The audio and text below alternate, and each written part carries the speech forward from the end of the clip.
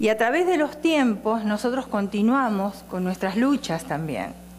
Y una palabra, desánimo, que a veces llega a nuestras vidas, aun cuando nosotros amamos al Señor, cuando le servimos a Él. Hay momentos en nuestras vidas, igual que grandes hombres de Dios que encontramos en la Biblia, llega el desánimo.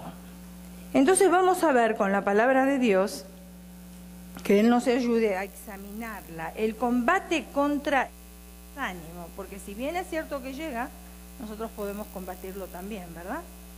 Así es que quiero definir dos palabras que están ahí, porque decimos el combate contra el desánimo, y vamos a definir la palabra combate. ¿Qué significa la palabra combate? Bueno, combate significa lucha, batalla o pelea, ¿verdad? Y entonces, ¿qué es desánimo? Para ir entrando al tema y al corazón de Dios. Desánimo es desaliento, abatimiento. Entonces, ¿qué estoy haciendo yo? Cuando digo combate contra el desánimo, lo que estoy haciendo, estoy diciendo que es una batalla, una pelea contra el desaliento y el abatimiento. ¿Amén?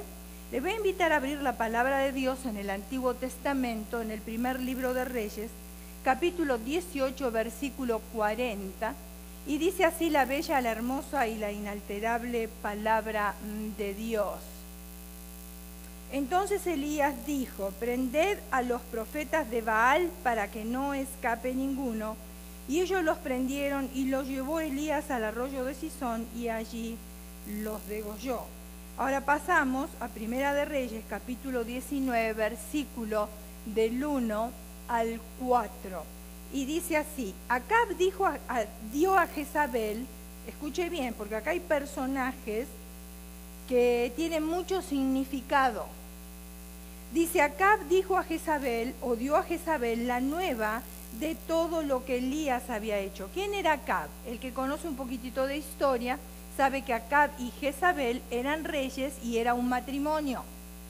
Ahora, debido a que Acab se había casado con Jezabel, derribaron los altares altos y ellos comenzaron a servir a dioses extraños, que en aquel entonces los llamaban los Baales, o sea, dioses ajenos. ¿Amén? Muy bien, entonces dice: Acab dio a Jezabel la nueva de todo lo que Elías había hecho y de cómo había matado a espada a todos los profetas. Entonces envió Jezabel a Elías un mensajero diciendo: así me hagan los dioses y aún me añadan, si mañana a estas horas yo no he puesto tu persona como la de uno de ellos. Viendo pues el peligro, se levantó y se fue para salvar su vida. ¿Quién vio el peligro? Elías. Y él quería salvar su vida. Y vino a Berseba, que está en Judá, y dejó allí a su criado. Versículo 4. Y él se fue por el desierto un día de camino, y vino, se sentó debajo de un enebro. Deseando morirse, dijo: basta ya, oh Jehová, quítame la vida, pues no soy yo mejor que mis padres. Anteriormente a esto que nosotros hemos leído, aconteció algo muy interesante, que Elías vio la gloria de Dios, vio milagros de Dios. Él sabía quién era el Dios verdadero. Él había presenciado milagros poderosos en su vida. Pero ahora, ¿qué sucede? Ahora escucha la voz de una mujer llamada Jezabel, que ese es otro tema, porque hablamos de ahí, sacamos del matriarcado, la manipulación, y si ustedes pueden ver por lo poco que hemos leído, dice: entonces envió Jezabel a Elías un mensajero. Ella es la que está tomando el control y ella es la que habla las palabras en contra de este profeta de Dios. ¿Y qué sucede? Le entra temor a la voz de esta mujer. Después de haber visto la gloria de Dios, después de haber visto los milagros de Dios, ahora le entra temor por el mensaje que esta mujer le manda a decir. Ahora déjeme decirle que hay un lugar de refugio donde todo cristiano encuentra protección en contra del enemigo. Elías era un hombre con pasiones como las nuestras y peleó en un combate espiritual similar al nuestro. En su combate hizo frente a las astucias de Jezabel y de Acab. Aún más, su combate era más intenso todavía. ¿Por qué? Porque no fue contra un adversario, digamos, visible, sino su desánimo fue personal. Y eso es lo que sucede muchas veces en nuestras vidas, que el desánimo es personal. Elías vivió como un fugitivo entrando y saliendo de lugares donde esconderse. Jezabel había matado a todos los profetas del Señor. Fíjense en ustedes, la manipulación de esa mujer, la autoridad de esa mujer, había matado a todos los profetas del Señor. Ahora escuche bien, 850 profetas de Baal comían a la mesa de Jezabel todos los días. ¿Usted me está escuchando? 850 dioses ajenos comían en la mesa de este matrimonio de la realeza todos los días. Ahora, usted póngase a pensar, si ellos no estaban influenciados por el Dios verdadero y tenían 850 profetas de Baal, dioses ajenos sentados a su mesa, ¿qué creen ustedes que ellos recibían? No recibían nada espiritual, al contrario. Todo lo que ellos recibían era en contra del Dios verdadero, en contra de sus profetas, en contra de ese pueblo que amaba a Dios. Ahora déjeme decirle algo más, porque a veces nosotros decimos, bueno, pero eso sucedía en la época de Jezabel. Jezabel tenía sus profetas, sus baales sentados en la mesa.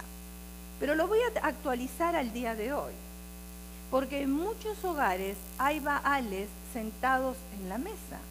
Y usted me va a decir, pero ¿cómo no puede ser? Déjeme explicarle un poquitito. Hay hogares donde están sentados en la mesa para comer y se encuentra el baal del enojo, el baal de la contienda. ¿Por qué? Porque todas esas cosas no vienen de Dios. El enojo dice, el Señor dice, airaos, pero no pequéis, no se ponga el sol sobre vuestro enojo. Quiere decir que el Señor no está de acuerdo con el enojo. ¿Qué de las contiendas, las disputas, la división, la rebeldía, el desprecio, la indiferencia, la falta de sujeción? Todas esas cosas existen en el día de hoy, ¿verdad? Palabras de maldición, celos, desconfianza, chismes, críticas. Esos son todos baales que muchas veces comen en las mesas, aún de los llamados cristianos también. Después de que Elías destrozó a los profetas de Baal, él oró al Señor y el Señor envió lluvia, poniendo fin a una terrible sequía de 3 años. En ese mismo día cayeron del cielo fuego y también lluvia. Si ese día tan especial en la historia de Israel hubiera ocurrido en otro momento, ¿sabe qué hubiese sucedido con el pueblo? El pueblo se hubiese arrepentido y se hubiese arrodillado delante de Dios, dándole gracias a Él por las bendiciones. Ahora usted mire la sociedad un poquitito en el día de hoy y transportemos aquella historia al siglo XXI que estamos viviendo. Vemos los milagros de Dios, vemos las bendiciones de Dios, pero no caemos rendidos delante de la presencia de Dios. Muchas veces estamos indiferentes, otras veces estamos fríos, otras veces no nos importa, otras veces ni tenemos interés de escuchar la palabra del Señor, y menos de asistir a la iglesia. Ahora, la adoración a Baal no había terminado, continuó, y de hecho no cambió nada. En lugar de avivamiento que Elías esperaba, ocurrió lo opuesto. Una mujer llamada Jezabel, enfurecida, prometió matar a Elías. Él huyó hasta que cayó exhausto y desanimado debajo de un enebro en el desierto. Un enebro es un arbusto, ¿verdad? Y él se protegió ahí. Entonces allí, el cansado, le ora a Jehová. Y mire lo que le dice, Primera de Reyes 19:4. Basta ya, oh Jehová, quítame la vida, pues no soy yo mejor que mis padres. Ahí se nota en esas palabras el desánimo que él tenía. había vencido a los profetas de Baal. ¿Ustedes se acuerdan cuando hicieron una zanja y le echaron agua, llenaron con agua esa zanja? ¿Y qué hacían los profetas de Baal? Se cortaban ellos clamando a su Dios y lloraban y gritaban delante de sus dioses, y los dioses nunca aparecían y nunca hacían nada. Entonces, ¿qué dijo Elías? Le dijo, quizás el Dios de ustedes está durmiendo, porque no escucha las oraciones de ustedes. Pero hagamos una cosa, para ver quién de los dos es el Dios verdadero. Si el Dios que adoran ustedes o el Dios que adoro yo. Y entonces aquella zanja la llenaron de agua, que es muy difícil, ¿verdad?, que pueda quemarse con el fuego habiendo agua ahí. Sin embargo, cayó fuego del cielo y dice que todo lo que había ahí ardió. Y él vio ese poder, él vio el milagro, no solamente en esa ocasión, en repetidas ocasiones. Pero ahora en este momento él se siente tan agotado, se siente tan desanimado, que va y se queda debajo de un enebro. Al igual que los profetas que le precedieron, no pudo traer avivamiento a la tribu del norte de Israel. El desánimo lo abrumó y dijo, basta ya. Algunos de nosotros en estos momentos quizás también estamos diciendo, basta ya. Basta ya porque tal vez uno está frustrado por la propia incapacidad de realizar un cambio en la familia, entre esposos. Estamos viendo ahora con este seminario como nunca antes las llamadas, las necesidades. Los mismos pastores están llamando para mandar a sus congregaciones por la necesidad que hay en los matrimonios. Estamos en el siglo XXI donde todo está moderno, donde tenemos todo al alcance de la mano, pero lo que falta en los hogares es la felicidad. No tenemos comprensión, no tenemos comunicación, vivimos vidas completamente agitadas y casi no nos conocemos con los integrantes de la familia. Llegamos y estacionamos en la casa y todos nos sentimos frustrados. ¿Por qué? Porque los hijos quieren ser comprendidos por los padres quieren ser comprendidos por los hijos, ninguno de los dos se comprenden. Y encima de todo eso nos encontramos en un país donde la cultura es diferente y hay entre padres e hijos un problema cultural. Y no solamente eso, si hablamos de idioma también hay otro problema ahí. Porque ahora los jóvenes están hablando el idioma de este país que muchas veces los padres ni siquiera lo entienden. Y si hablamos de la tecnología y hablamos de computación y hablamos de iPad y hablamos de teléfono y hablamos de todas esas cosas, los jóvenes están alertas y ellos conocen todas estas cosas nuevas. Pero la mayoría de los padres no se preocupan ni siquiera por aprender, por estar a la estatura, por lo menos de sus hijos. Entonces, ¿qué sucede? Hay una frustración ahí, hay un desánimo, comienza una separación entre padres e hijos. Porque los hijos están actualizados, los padres no están actualizados. Y muchas veces hemos encontrado hogares donde los hijos se avergüenzan de sus padres. Porque no hablan bien el inglés y tienen acento, o porque no conocen nada de tecnología, o porque vienen de un país hispano, etcétera, etcétera, etcétera. Entonces nos sentimos frustrados. ¿Qué hacemos para alcanzar a nuestros hijos? ¿Qué hacemos para integrarlos nuevamente a la familia? Ahora, ¿qué sucede? No solamente en la familia, puede ser también que nosotros queremos realizar algún cambio en el trabajo y no encontramos el cambio. Nosotros quisiéramos ascender, quisiéramos tener un sueldo mejor y no lo podemos lograr. Y entonces llega el desánimo a nuestras vidas. El luchar, el trabajar, el persistir, el levantarse temprano y ver que no estamos logrando lo que realmente nosotros ansiamos tener o lograr. También muchas veces nos sentimos frustrados con las personas que nos rodean, porque las personas que nos rodean son diferentes a cada uno de nosotros, nos movemos y hacemos las cosas de maneras diferentes y muchas veces entra el desánimo. ¿Por qué no me entiende esta persona? ¿Cómo tenemos que hacer las cosas? ¿Cómo llevarlas a cabo? Posiblemente le hemos dado todo, pero no hemos encontrado éxito.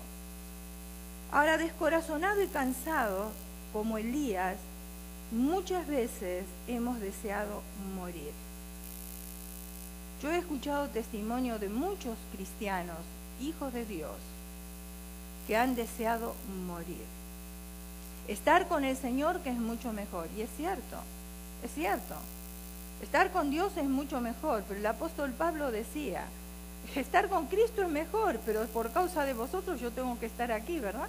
En esta tierra y seguir predicando el Evangelio. Quizás dijimos, basta ya, he hecho todo lo que sabía hacer, pero ya ahora no tengo más nada para poder cambiar.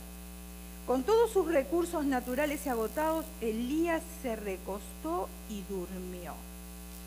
Cuando uno se siente desanimado, la tendencia de uno es más bien de estar en la cama, de estar durmiendo. ¿Por qué? Para no pensar en los problemas.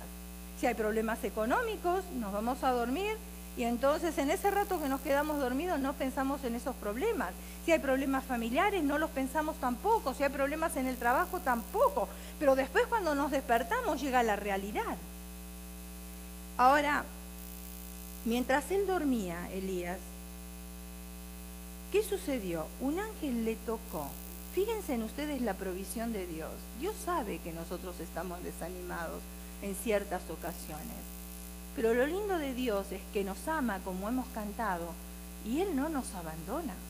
Al contrario, Él quiere levantarnos, Él quiere ayudarnos para que sigamos adelante.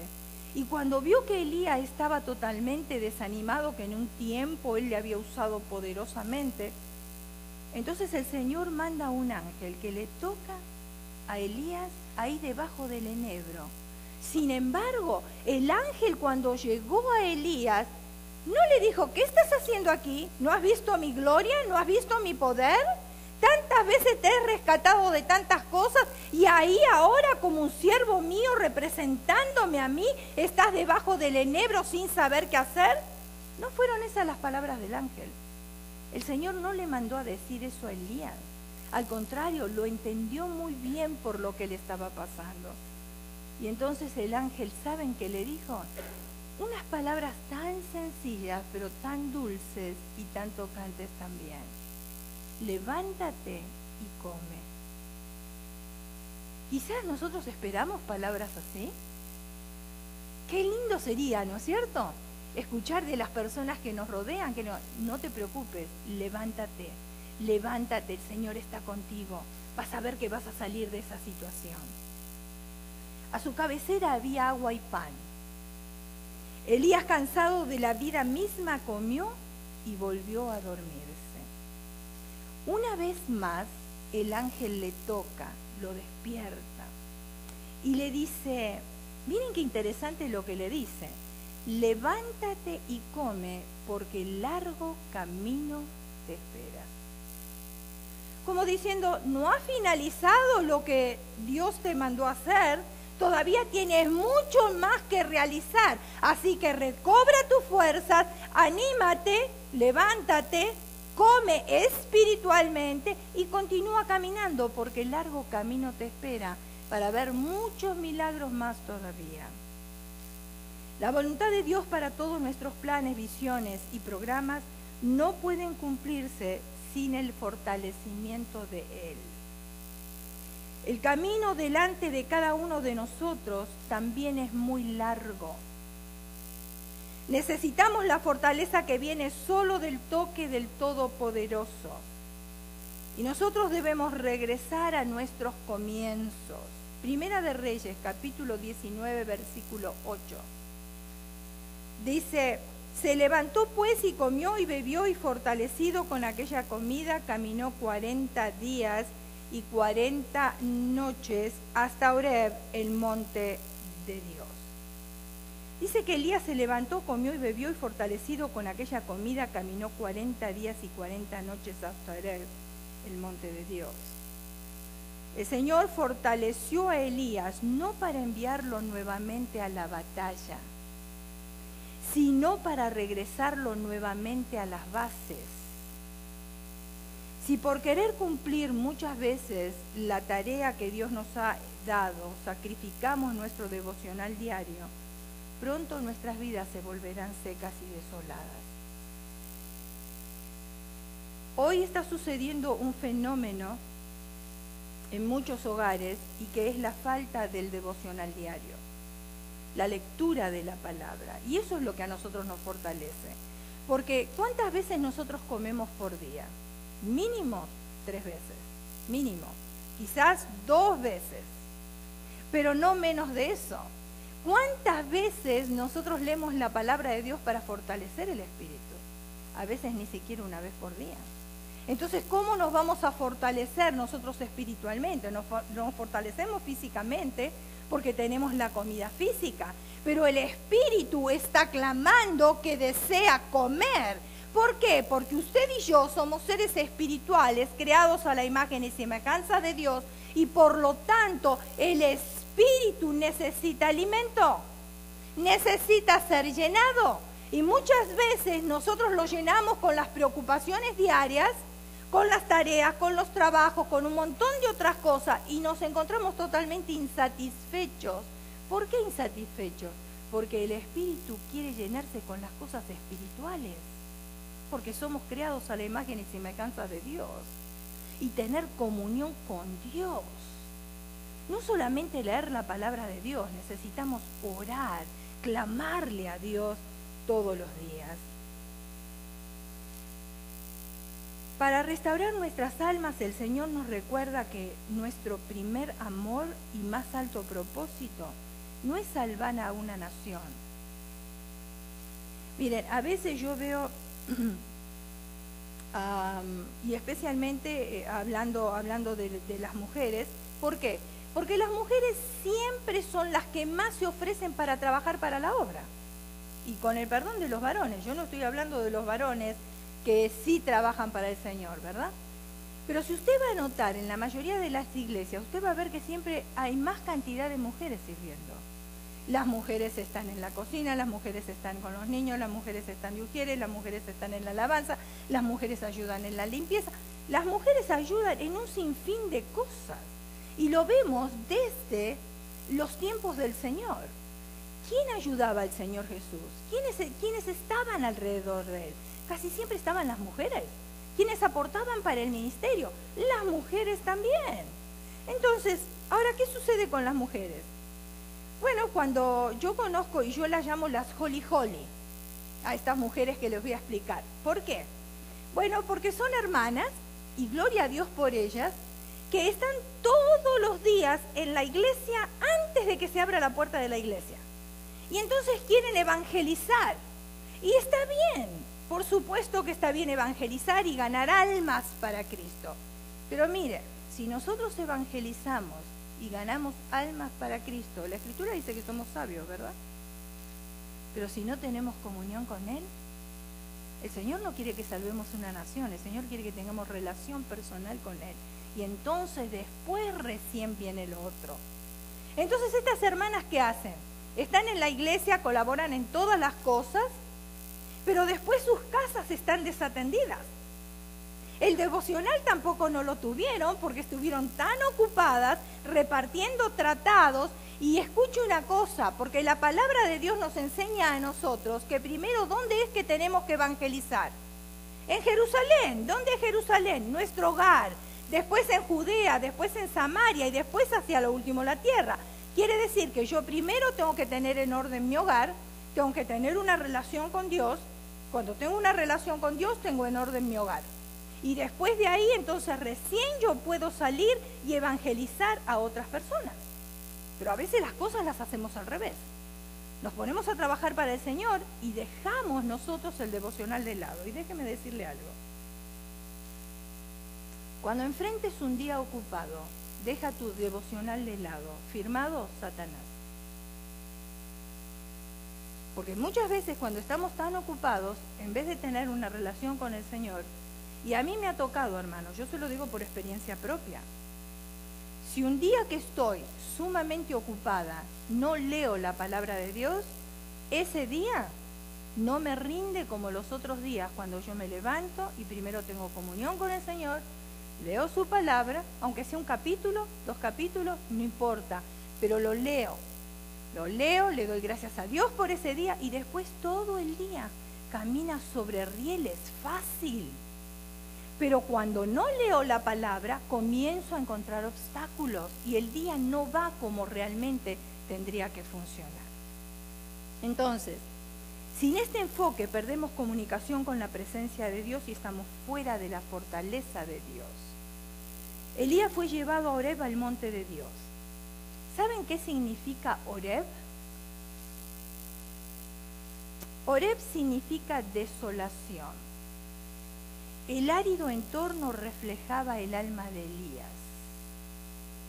Esta no es la primera vez que el Señor guió a un siervo a su orbe, y fue aquí, 5 siglos antes, que el Señor se le apareció a Moisés en una zarza ardiente. En su celo Moisés había intentado, pero también había fallado al intentar liberar a Israel de la opresión egipcia. Él también había huido a Horeb como un refugio del faraón. Vivió 40 años en desolación. Cuando el Señor trajo a Moisés a Horeb, fue por 2 razones. Si nosotros estamos atravesando por momentos del desierto, momentos áridos, no es que el Señor se olvidó de nosotros. Todo lo contrario, el Señor está moldeando nuestras vidas. El Señor nos lleva a Horeb otra vez para que tengamos un encuentro con Él. Y 2 razones, las mismas razones que tuvo para Moisés en aquel entonces, Él las tiene para nosotros también. ¿Cuáles son las razones? Para revelarse a sí mismo a su siervo y para iniciar un nuevo comienzo, basado únicamente en el poder sustentador de Dios. Sin embargo, para Dios era un lugar, el desierto, donde Él preparaba a sus siervos para nuevos comienzos. Muchas veces nosotros, cuando estamos atravesando por situaciones difíciles, y que decimos que estamos atravesando por el desierto, porque casi ni escuchamos la voz de Dios, todas las cosas caminan adversa, y entonces es un desierto, y nosotros queremos salir de esa situación. Pero Dios no se olvidó de nosotros, sino que Dios quiere hacer grandes cosas y quiere volver a nuevos comienzos. Este es el motivo por el cual nosotros atravesamos por el desierto. Y es la manera en la cual Dios nos llama, porque estamos preocupados por las cosas que están a nuestro alrededor.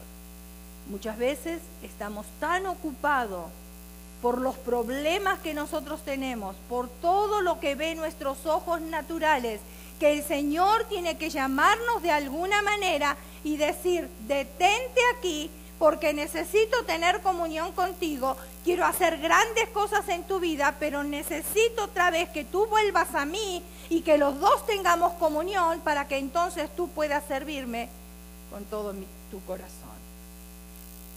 Por eso la Escritura dice que nuestros pensamientos no son los pensamientos de Dios, porque nosotros pensamos que si todas las cosas nos van bien, entonces Dios está con nosotros, pero que cuando estamos en el desierto, Dios se olvidó de nosotros. Pero los pensamientos de Dios son totalmente diferentes.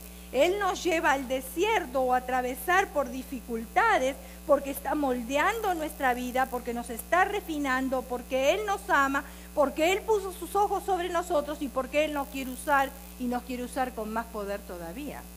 Y por eso necesita tener un lugar donde poder ministrar nuestras vidas. Tal vez la mayor virtud de Elías era su celo. Primera de Reyes, capítulo 19, versículos 10 y 14, dice así: he sentido un vivo celo por Jehová Dios de los ejércitos, porque los hijos de Israel han dejado tu pacto, han derribado tus altares y han matado a espada a tus profetas, y solo yo he quedado y me buscan para quitarme la vida.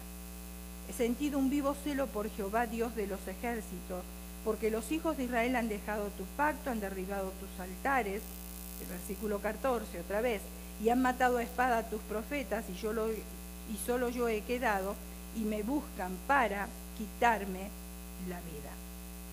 2 veces en su comunicación con Dios, Elías dice estar sintiendo un vivo celo por el Señor. El celo debe estar rendido y ligado por los encuentros estratégicos con el Dios viviente. De otra forma, nosotros nos frustraremos con la gente y nos desanimaremos con las demoras. Salimos de nuestro lugar de fortaleza y protección espiritual. Elías había venido a Horeb y se había alojado allí en una cueva.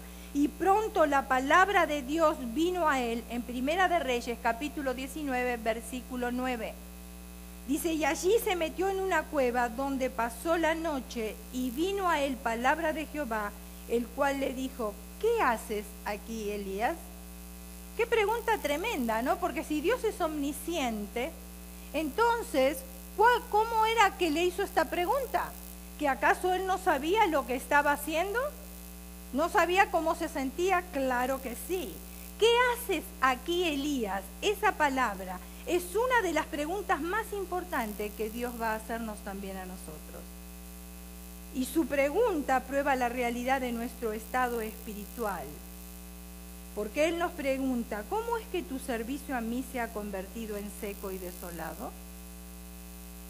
Cuando fallamos en estimarlo a Él y como nuestro primer amor, siempre encontraremos un desierto que nos espera. En su amor el Señor nos detiene y demanda que rehagamos nuestras vidas. Ahora, una de las cosas que necesitamos preguntarnos ¿es esta existencia que ahora vivo la vida abundante que Cristo me prometió? Nosotros en Horeb podemos ser sinceros. Horeb es el monte ahí donde nos encontramos con el Señor. No tenemos nada que aparentar, no tenemos nada que demostrar. En Horeb el mecanismo interno de defensa y orgullo se derrumba. Cuando tenemos tiempos a solas con el Señor, ahí podemos gritar, podemos patalear, podemos revolcarnos en el piso, podemos gritar. ¿Por qué? Porque el Señor nos entiende. Él sabe por lo que nosotros estamos pasando, cosa que no sucede cuando nosotros venimos a la iglesia. Cuando estamos todos juntos, es muy raro que nosotros gritemos y pataleemos y nos tiremos en el piso. Tiene que haber un mover del Espíritu fuertísimo para que esas cosas sucedan. Pero nosotros en casa sí podemos hacer todas esas cosas. Estar delante de la presencia del Señor y decir, Señor, tú sabes cómo me siento, yo a ti no te puedo engañar. Hay situaciones en mi vida que tienen que ser cambiadas. Señor, ayúdame, dame palabras. Señor, muéstrame a través de tu palabra cuando tengo el devocional. ¿Qué es lo que yo necesito hacer? Dame las armas para luchar aún en contra del enemigo. Aún cuando vengan palabras que desaniman mi vida. Señor, yo puedo agarrarme de ti, agarrarme de tu palabra. Porque el Señor nos dejó las herramientas. Están acá.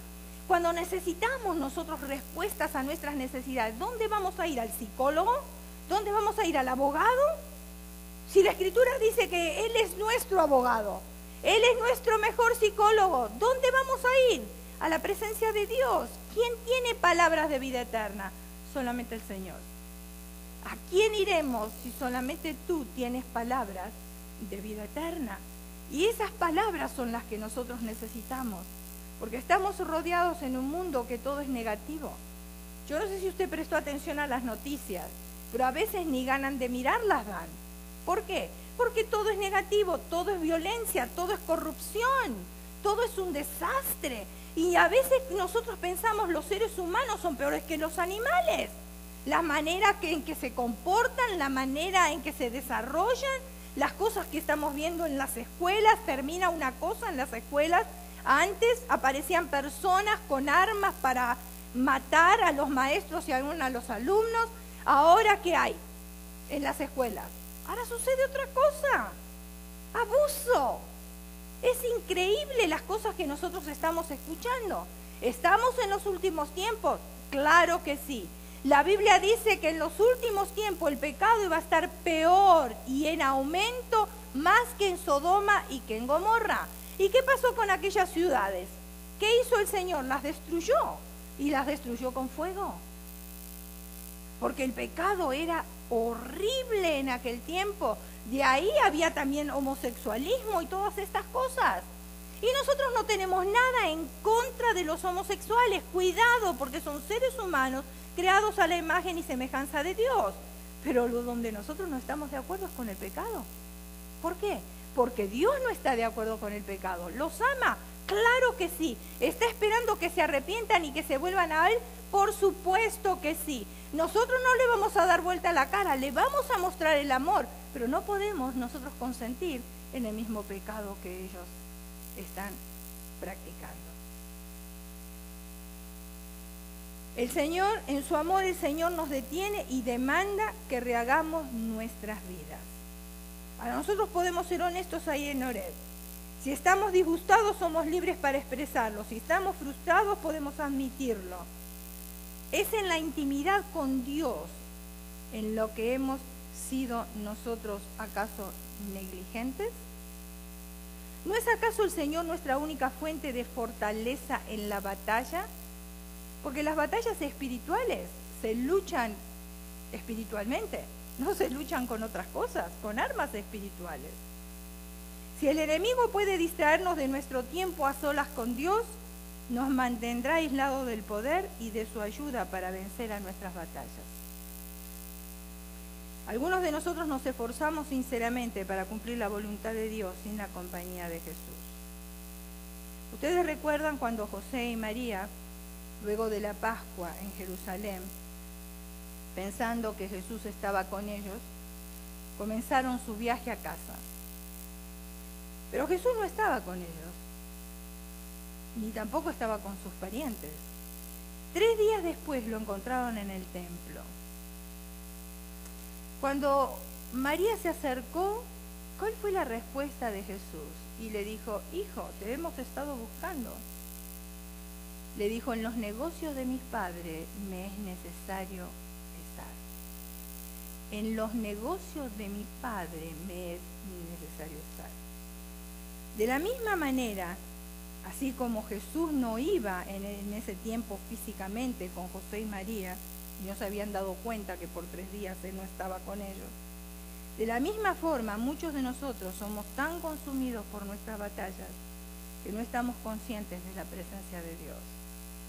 Cuando hay un problema en nuestra familia, en nuestro hogar, en nuestra vida, en nuestro trabajo, donde quiera que sea el problema, nos consume de tal manera que desgasta toda nuestra energía y lo único que estamos pensando es en ese problema y está constantemente aquí, de día y de noche, de día y de noche, tratando de ver cómo nosotros podemos resolver esa situación.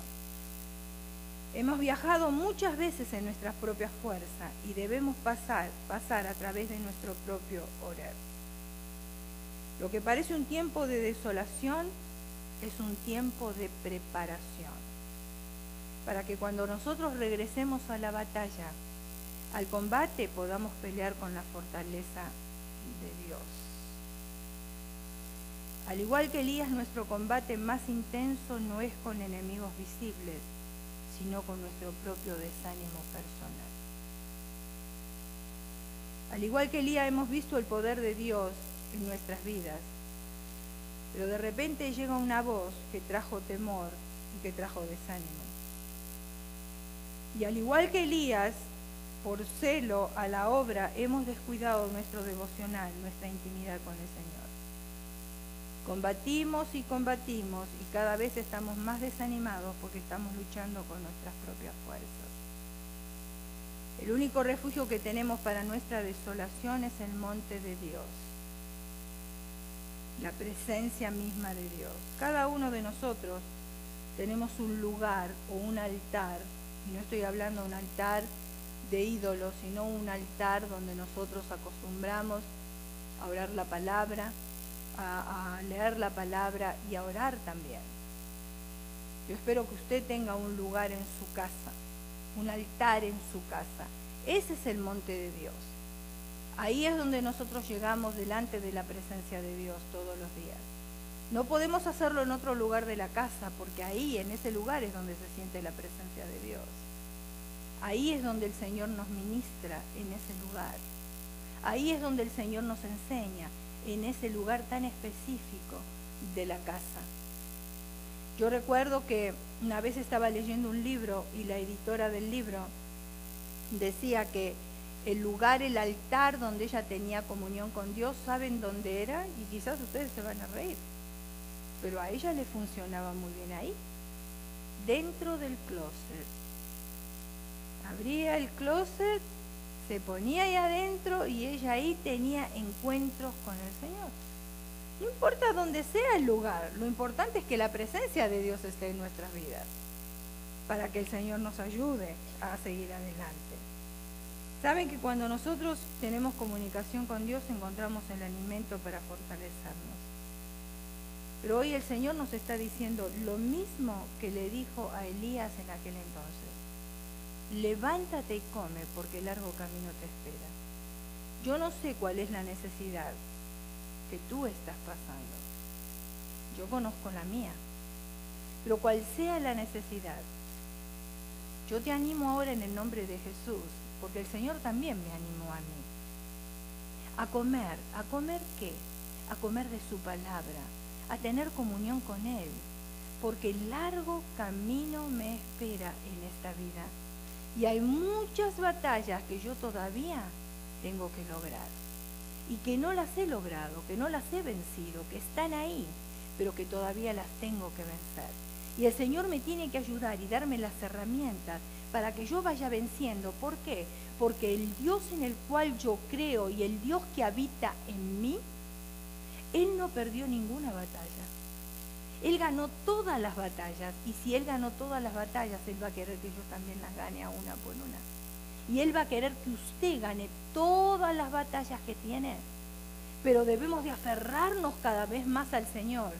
Así como aquella mujer que pasó en la multitud, dentro de la multitud, para ella no había un obstáculo.